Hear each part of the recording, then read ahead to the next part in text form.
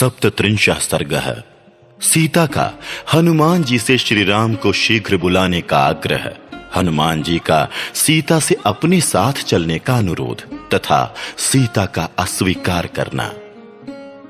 हनुमान जी के ये वचन सुनकर पूर्ण चंद्रमा के समान मनोहर मुख वाली सीता ने उनसे धर्म और अर्थ से युक्त बात कही। वानर, तुमने जो कहा कि श्री रघुनाथ जी का चित्त दूसरी ओर नहीं जाता और वे शोक में डूबे रहते हैं, तुम्हारा ये कथन मुझे विष मिश्रित अमृत के समान लगा है। कोई बड़े भारी ऐश्वर्य में स्थित हो अथवा अत्यंत भयंकर विपत्ति में पड़ा हो, काल मनुष्य को इस तरह खींच लेता है मानो उसे रस्सी में बांध रखा हो। वानर शिरोमणि, दैव के विधान को रोकना प्राणियों के वश की बात नहीं है। उदाहरण के लिए सुमित्रा कुमार लक्ष्मण को, मुझको और श्री राम को भी देख लो।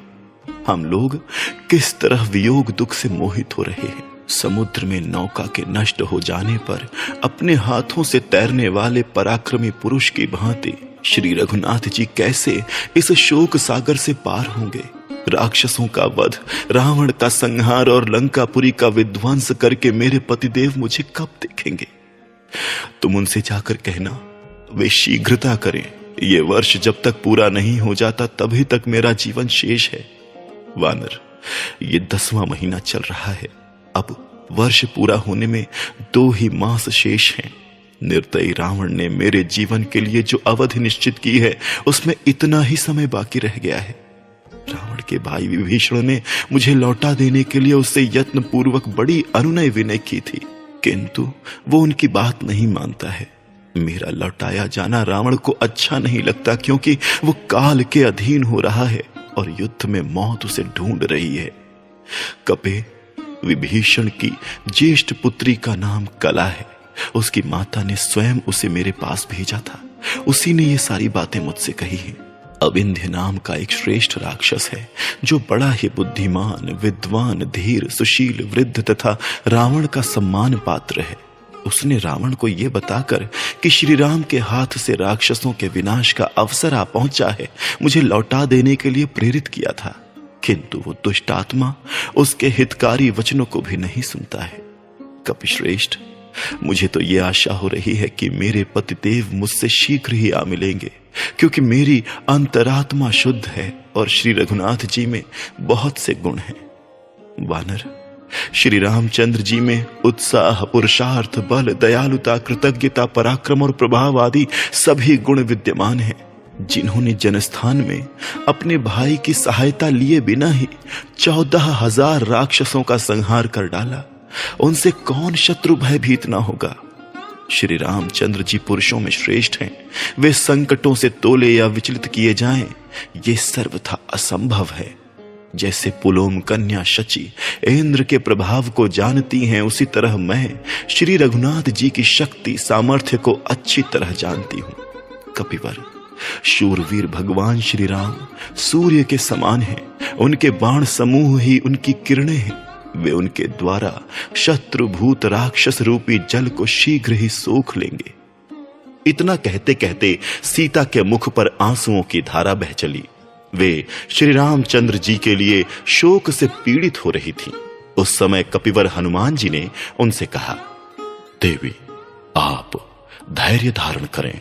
मेरा वचन सुनते ही श्री रघुनाथ जी वानर और भालुओं की विशाल सेना लेकर शीघ्र यहां के लिए प्रस्थान कर देंगे, अथवा मैं अभी आपको इस राक्षस जनित दुख से छुटकारा दिला दूंगा।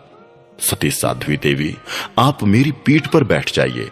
आपको पीठ पर बैठाकर मैं समुद्र को लांघ जाऊंगा। मुझ में रावण सहित सारी लंका को भी ढो ले जाने की शक्ति है। मिथिलेश कुमारी, रघुनाथ जी प्रस्रवणगिरी पर रहते हैं। मैं आज ही आपको उनके पास पहुंचा दूंगा, ठीक उसी तरह जैसे अग्निदेव हवन किए गए हविष्य को इंद्र की सेवा में ले जाते हैं।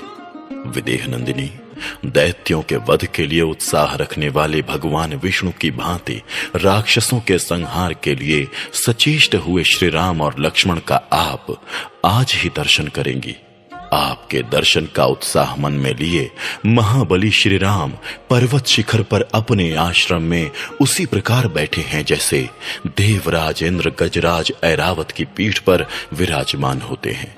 देवी, आप मेरी पीठ पर बैठिए। शोभने, मेरे कथन की उपेक्षा न कीजिए। चंद्रमा से मिलने वाली रोहिणी की भांति आप श्री रामचंद्र जी के साथ मिलने का निश्चय कीजिए। मुझे भगवान श्री राम से मिलना है, इतना कहते ही आप चंद्रमा से रोहिणी की भांति श्री रघुनाथ जी से मिल जाएंगी। आप मेरी पीठ पर आरूढ़ होइए और आकाश मार्ग से ही महासागर को पार कीजिए। कल्याणी, मैं आपको लेकर जब यहां से चलूंगा, उस समय समूचे लंका निवासी मिलकर भी मेरा पीछा नहीं कर सकते। विदेह नंदिनी, जिस प्रकार मैं यहां आया हूं, उसी तरह आपको लेकर आकाश मार्ग से चला जाऊंगा, इसमें संदेह नहीं है। हाँ, मेरा पराक्रम देखिए। वानर श्रेष्ठ हनुमान के मुख से ये अद्भुत वचन सुनकर मिथिलेश कुमारी सीता के सारे शरीर में हर्ष और विस्मय के कारण रोमांच हुआ। उन्होंने हनुमान जी से कहा, वानर यूथपति हनुमान, तुम इतने दूर के मार्ग पर मुझे कैसे ले चलना चाहते हो? तुम्हारे इस दुस्साहस को मैं वानरोचित चपलता ही समझती हूं। वानर शिरोमणि, तुम्हारा शरीर तो बहुत छोटा है, फिर तुम मुझे मेरे स्वामी महाराज श्री राम के पास ले जाने की इच्छा कैसे करते हो? सीता जी की यह बात सुनकर शोभाशाली पवन कुमार हनुमान ने इसे अपने लिए नया तिरस्कार ही माना। वे सोचने लगे, कजरारे नेत्रों वाली विदेह नंदिनी सीता मेरे बल और प्रभाव को नहीं जानती, इसलिए आज मेरे उस रूप को जिसे मैं इच्छानुसार धारण कर लेता हूं, ये देख ले। ऐसा विचार करके शत्रुमर्दन वानर शिरोमणि हनुमान ने उस समय सीता को अपना स्वरूप दिखाया। वे बुद्धिमान कपिवर उस वृक्ष से नीचे कूद पड़े और सीता जी को विश्वास दिलाने के लिए बढ़ने लगे। बात की बात में उनका शरीर मेरु पर्वत के समान ऊंचा हो गया। वे प्रज्वलित अग्नि के समान तेजस्वी प्रतीत होने लगे। इस तरह विशाल रूप धारण करके वे वानर श्रेष्ठ हनुमान सीता जी के सामने खड़े हो गए। तत्पश्चात पर्वत के समान विशालकाय, तांबे के समान लाल मुख तथा वज्र के समान दाढ़ और नख वाले भयानक महाबली वानर वीर हनुमान विदेह नंदिनी से इस प्रकार बोले, देवी, मुझ में पर्वत, वन, अट्टालिका, चहार दीवारी और नगर द्वार सहित इस लंकापुरी को रावण के साथ ही उठा ले जाने की शक्ति है। अतः आप मेरे साथ चलने का निश्चय कर लीजिए। आपकी आशंका व्यर्थ है। देवी, विदेह नंदिनी, आप मेरे साथ चलकर लक्ष्मण सहित श्री रघुनाथ जी का शोक दूर कीजिए। वायु के औरस पुत्र हनुमान जी को पर्वत के समान विशाल शरीर धारण किए देख प्रफुल्ल कमल दल के समान बड़े बड़े नेत्रों वाली जनक किशोरी ने उनसे कहा, महाकपे, मैं तुम्हारी शक्ति और पराक्रम को जानती हूं। वायु के समान तुम्हारी गति और अग्नि के समान तुम्हारा अद्भुत तेज है। वानर योधपते, दूसरा कोई साधारण वानर अपार महासागर के पार की इस भूमि में कैसे आ सकता है? मैं जानती हूं तुम समुद्र पार करने और मुझे ले जाने में भी समर्थ हो, तथापि तुम्हारी तरह मुझे भी अपनी कार्य सिद्धि के विषय में अवश्य भली भांति विचार कर लेना चाहिए। कपिश्रेष्ठ, तुम्हारे साथ मेरा जाना किसी भी दृष्टि से उचित नहीं है, क्योंकि तुम्हारा वेग वायु के वेग के समान तीव्र है। जाते समय ये वेग मुझे मूर्छित कर सकता है। मैं समुद्र के ऊपर ऊपर आकाश में पहुंच जाने पर अधिक वेग से चलते हुए तुम्हारे पृष्ठभाग से नीचे गिर सकती हूं। इस तरह समुद्र में जो तिमि नामक बड़े बड़े मत्स्यों, नाकों और मछलियों से भरा हुआ है, गिरकर विवश हो मैं शीघ्र ही जल जंतुओं का उत्तम आहार बन जाऊंगी। इसलिए शत्रुनाशन वीर, मैं तुम्हारे साथ नहीं चल सकूंगी। एक स्त्री को साथ लेकर जब तुम जाने लगोगे, उस समय राक्षसों को तुम पर संदेह होगा, इसमें संशय नहीं है। मुझे हर कर ले जाई जाती देख दुरात्मा रावण की आज्ञा से भयंकर पराक्रमी राक्षस तुम्हारा पीछा करेंगे। वीर, उस समय मुझ जैसी रक्षणीय अबला के साथ होने के कारण तुम हाथों में शूल और मुदगर धारण करने वाले उन शौर्यशाली राक्षसों से घिरकर प्राण संशय की अवस्था में पहुंच जाओगे। आकाश में अस्त्र शस्त्रधारी बहुत से राक्षस तुम पर आक्रमण करेंगे और तुम्हारे हाथ में कोई भी अस्त्र ना होगा। उस दशा में तुम उन सब के साथ युद्ध और मेरी रक्षा दोनों कार्य कैसे कर सकोगे? कपिश्रेष्ठ, उन क्रूर कर्मा राक्षसों के साथ जब तुम युद्ध करने लगोगे, उस समय मैं भय से पीड़ित होकर तुम्हारी पीठ से अवश्य ही गिर जाऊंगी। हे कपिश्रेष्ठ, यदि कहीं वे महान बलवान भयानक राक्षस किसी तरह तुम्हें युद्ध में जीत लें अथवा युद्ध करते समय मेरी रक्षा की और तुम्हारा ध्यान न रहने से यदि मैं गिर गई, तो वे पापी राक्षस मुझ गिरी हुई अबला को फिर पकड़ ले जाएंगे। अथवा यह भी संभव है कि वे निशाचर मुझे तुम्हारे हाथ से छीन ले जाएं या मेरा वध ही कर डालें, क्योंकि युद्ध में विजय और पराजय को अनिश्चित ही देखा जाता है। अथवा वानर शिरोमणे, यदि राक्षसों की अधिक डांट पड़ने पर मेरे प्राण निकल गए, तो फिर तुम्हारा ये सारा प्रयत्न निष्फल ही हो जाएगा। यद्यपि तुम भी संपूर्ण राक्षसों का संहार करने में समर्थ हो, तथापि तुम्हारे द्वारा राक्षसों का वध हो जाने पर श्री रघुनाथ जी के सुयश में बाधा आएगी। अथवा यह भी संभव है कि राक्षस लोग मुझे ले जाकर किसी ऐसे गुप्त स्थान में रख दें जहां ना तो वानरों को मेरा पता लगे और ना श्री रघुनाथ जी को ही। यदि ऐसा हुआ तो मेरे लिए किया गया तुम्हारा ये सारा उद्योग व्यर्थ हो जाएगा। यदि तुम्हारे साथ श्री रामचंद्र जी यहां पधारें तो उनके आने से बहुत बड़ा लाभ होगा। महाबाहु, अमित पराक्रमी श्री रघुनाथ जी का, उनके भाइयों का, तुम्हारा तथा वानर राज सुग्रीव के कुल का जीवन मुझ पर ही निर्भर है। शोक और संताप से पीड़ित हुए वे दोनों भाई जब मेरी प्राप्ति की ओर से निराश हो जाएंगे, तब संपूर्ण रीछों और वानरों के साथ अपने प्राणों का परित्याग कर देंगे। वानर श्रेष्ठ, हे वानर वीर, पति भक्ति की ओर दृष्टि रखकर मैं भगवान श्री राम के सिवा दूसरे किसी पुरुष के शरीर का स्वेच्छा से स्पर्श करना नहीं चाहती। रावण के शरीर से जो मेरा स्पर्श हो गया है वो तो उसके बलात् हुआ है। उस समय मैं असमर्थ, अनाथ और बेबस थी, क्या करती? यदि श्री रघुनाथ जी यहां राक्षसों सहित 10 मुख रावण का वध करके मुझे यहां से ले चले तो वो उनके योग्य कार्य होगा। मैंने युद्ध में शत्रुओं का मर्दन करने वाले महात्मा श्री राम के पराक्रम अनेक बार देखे और सुने हैं। देवता, गंधर्व, नाग और राक्षस सब मिलकर भी संग्राम में उनकी समानता नहीं कर सकते। युद्ध स्थल में विचित्र धनुष धारण करने वाले इंद्र तुल्य पराक्रमी महाबली श्री रघुनाथ जी लक्ष्मण के साथ रह वायु का सहारा पाकर प्रज्वलित हुए अग्नि की भांति उद्दीप्त हो उठते हैं। उस समय उन्हें देखकर उनका वेग कौन सह सकता है? वानर शिरोमणि, समरांगण में अपने बाण रूपी तेज से प्रलयकालीन सूर्य के समान प्रकाशित होने वाले और मतवाले दिग्गज की भांति खड़े हुए रणमर्दन श्री राम और लक्ष्मण का सामना कौन कर सकता है? इसलिए कपिश्रेष्ठ, हे वानर वीर, तुम प्रयत्न करके यूथपति सुग्रीव और लक्ष्मण सहित मेरे प्रियतम श्री रामचंद्र जी को शीघ्र यहां बुला ले आओ। मैं राम के लिए चिरकाल से शोकाकुल हो रही हूं। तुम उनके शुभागमन से मुझे हर्ष प्रदान करो। 38 सर्गः सीता जी का हनुमान जी को पहचान के रूप में चित्रकूट पर्वत पर घटित हुए एक कौवे के प्रसंग को सुनाना, भगवान श्री राम को शीघ्र बुला लाने के लिए अनुरोध करना और चूड़ामणि देना। सीता के इस वचन से कपिश्रेष्ठ हनुमान जी को बड़ी प्रसन्नता हुई। वे बातचीत में कुशल थे।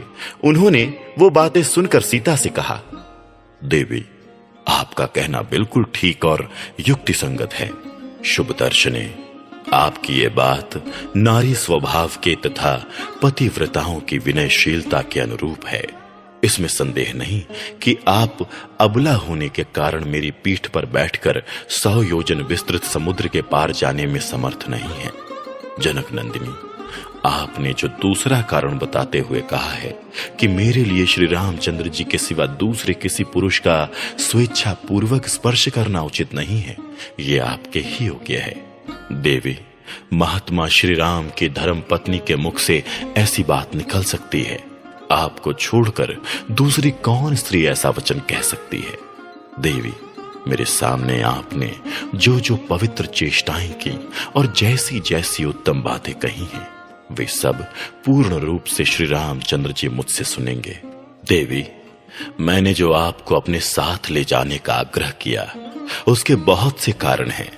एक तो मैं श्री रामचंद्र जी का शीघ्र ही प्रिय करना चाहता था, अतः स्नेहपूर्ण हृदय से ही मैंने ऐसी बात कही है।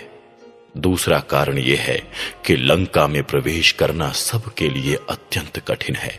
तीसरा कारण है महासागर को पार करने की कठिनाई। इन सब कारणों से तथा अपने में आपको ले जाने की शक्ति होने से मैंने ऐसा प्रस्ताव किया था। मैं आज ही आपको श्री रघुनाथ जी से मिला देना चाहता था, अतः अपने परमाराध्य गुरु श्री राम के प्रति स्नेह और आपके प्रति भक्ति के कारण ही मैंने ऐसी बात कही थी, किसी और उद्देश्य से नहीं। किंतु सती साध्वी देवी, यदि आपके मन में मेरे साथ चलने का उत्साह नहीं है तो आप अपनी कोई पहचान ही दे दीजिए, जिससे श्री रामचंद्र जी ये जान लें कि मैंने आपका दर्शन किया है। हनुमान जी के ऐसा कहने पर देव कन्या के समान तेजस्विनी सीता अश्रुगद्ध वाणी में धीरे धीरे इस प्रकार बोली। वानर श्रेष्ठ, तुम मेरे प्रियतम से ये उत्तम पहचान बताना। नाथ, चित्रकूट पर्वत के उत्तर पूर्व वाले भाग पर जो मंदाकिनी नदी के समीप है तथा जहां फल फूल और जल की अधिकता है, उस सिद्ध सेवित प्रदेश में तापसाश्रम के भीतर जब मैं निवास करती थी, उन्हीं दिनों नाना प्रकार के फूलों की सुगंध से वासित उस आश्रम के उपवनों में जल विहार करके आप भीगे हुए आए और मेरी गोद में बैठ गए। तदनंतर एक मांस लोलुप कौवा आकर मुझ पर चोंच मारने लगा। मैंने ढेला उठाकर उसे हटाने की चेष्टा की, परंतु मुझे बार बार चोंच मारकर वो कौवा वहीं कहीं छिप जाता था। उस बलि भोजी कौवे को खाने की इच्छा थी, इसलिए वो मेरा मांस नोचने से निवृत्त नहीं होता था। मैं उस पक्षी पर बहुत कुपित थी, अतः अपने लहंगे को दृढ़ता पूर्वक कसने के लिए कटी सूत्र को खींचने लगी। उस समय मेरा वस्त्र कुछ नीचे खिसक गया और उसी अवस्था में आपने मुझे देख लिया। देखकर आपने मेरी हंसी उड़ाई। इस समय पहले तो कुपित हुई और फिर लज्जित हो गई। इतने में ही उस भक्ष लोलुप कौवे ने फिर चोंच मारकर मुझे क्षत विक्षत कर दिया और उसी अवस्था में मैं आपके पास आई। आप वहां बैठे हुए थे। मैं उस कौवे की हरकत से तंग आ गई थी, अतः थक कर आपकी गोद में आ बैठी। उस समय मैं कुपित सी हो रही थी और आपने प्रसन्न होकर मुझे सांत्वना दी। नाथ, कौवे ने मुझे कुपित कर दिया था। मेरे मुख पर आंसुओं की धारा बह रही थी और मैं धीरे धीरे आंखें पोंछ रही थी। आपने मेरी उस अवस्था को लक्ष्य किया। हनुमान, मैं थक जाने के कारण उस दिन बहुत देर तक श्री रघुनाथ जी की गोद में सोई रही। फिर उनकी बारी आई और वे भरत के बड़े भाई मेरी गोद में सिर रखकर सो गए। इसी समय वो कौवा फिर वहां आया। मैं सोकर जगने के बाद श्री रघुनाथ जी की गोद से उठकर बैठी ही थी कि उस कौवे ने सहसा झपटकर मेरी छाती में चोंच मार दी। उसने बारंबार उड़कर मुझे अत्यंत घायल कर दिया। मेरे शरीर से रक्त की बूंदें झरने लगी। इससे श्री रामचंद्र जी की नींद खुल गई और वे जागकर उठ बैठे। मेरी छाती में घाव हुआ देख महाबाहु श्री राम उस समय कुपित हो उठे और फुफकारते हुए विषधर सर्प के समान जोर जोर से सांस लेते हुए बोले, हाथी की सूंडों के समान जांघों वाली सुंदरी, किसने तुम्हारी छाती को क्षत विक्षत किया है? कौन रोष से भरे हुए 5 मुख वाले सर्प के साथ खेल रहा है? इतना कहकर जब उन्होंने इधर उधर दृष्टि डाली, तब उस कौवे को देखा जो मेरी ओर ही मुंह किए बैठा था। उसके तीखे पंजे खून से रंग गए थे। वायु पक्षियों में श्रेष्ठ कौवा इंद्र का पुत्र था। उसकी गति वायु के समान तीव्र थी। वो शीघ्र ही स्वर्ग से उड़कर पृथ्वी पर आ पहुंचा था। उस समय बुद्धिमानों में श्रेष्ठ महाबाहु श्री राम के नेत्र क्रोध से घूमने लगे। उन्होंने उस कौवे को कठोर दंड देने का विचार किया। श्री राम ने कुश की चटाई से एक कुश निकाला और उसे ब्रह्मास्त्र के मंत्र से अभिमंत्रित किया। अभिमंत्रित करते ही वो कालाग्नि के समान प्रज्वलित हो उठा। उसका लक्ष्य वो पक्षी ही था। श्री रघुनाथ जी ने वो प्रज्वलित कुश उस कौवे की ओर छोड़ा। फिर तो वो आकाश में उसका पीछा करने लगा। वो कौवा कई प्रकार की उड़ानें लगाता अपने प्राण बचाने के लिए इधर संपूर्ण जगत में भागता फिरा, किंतु उस बाण ने कहीं भी उसका पीछा ना छोड़ा। उसके पिता इंद्र तथा समस्त श्रेष्ठ महर्षियों ने भी उसका परित्याग कर दिया। तीनों लोकों में घूमकर अंत में वो पुनः भगवान श्री राम की ही शरण में आया। श्री रघुनाथ जी शरणागत वत्सल हैं। उनकी शरण में आकर जब वो पृथ्वी पर गिर पड़ा तब उन्हें उस पर दया आ गई। अतः वध के योग्य होने पर भी उस कौवे को उन्होंने मारा नहीं, उबारा। उसकी शक्ति क्षीण हो चुकी थी और वो उदास होकर सामने गिरा था। इस अवस्था में उसको लक्ष्य करके भगवान बोले, ब्रह्मास्त्र को तो व्यर्थ किया नहीं जा सकता, अतः बताओ इसके द्वारा तुम्हारा कौन सा अंग भंग किया जाए। फिर उसकी संपत्ति के अनुसार श्री राम ने उस अस्त्र से उस कौवे की दाहिनी आंख नष्ट कर दी। इस प्रकार दायां नेत्र देकर वो अपने प्राण बचा सका। तदनंतर दशरथ नंदन राजा राम को नमस्कार करके उन वीर शिरोमणि से विदा लेकर वो अपने निवास स्थान को चला गया। कपिश्रेष्ठ, तुम मेरे स्वामी से जाकर कहना, प्राणनाथ पृथ्वीपते, आपने मेरे लिए एक साधारण अपराध करने वाले कौवे पर भी ब्रह्मास्त्र का प्रयोग किया था, फिर जो आपके पास से मुझे हर ले गया उसको आप कैसे क्षमा कर रहे हैं? नरश्रेष्ठ, मेरे ऊपर महान उत्साह से पूर्ण कृपा कीजिए। प्राणनाथ, जो सदा आपसे सनाथ है, वो सीता आज अनाथ सी दिखाई देती है। दया करना सबसे बड़ा धर्म है, ये मैंने आपसे ही सुना है। मैं आपको अच्छी तरह जानती हूं। आपका बल, पराक्रम और उत्साह महान है। आपका कहीं आर पार नहीं है। आप असीम हैं। आपको कोई क्षुब्ध या पराजित नहीं कर सकता। आप गंभीरता में समुद्र के समान हैं।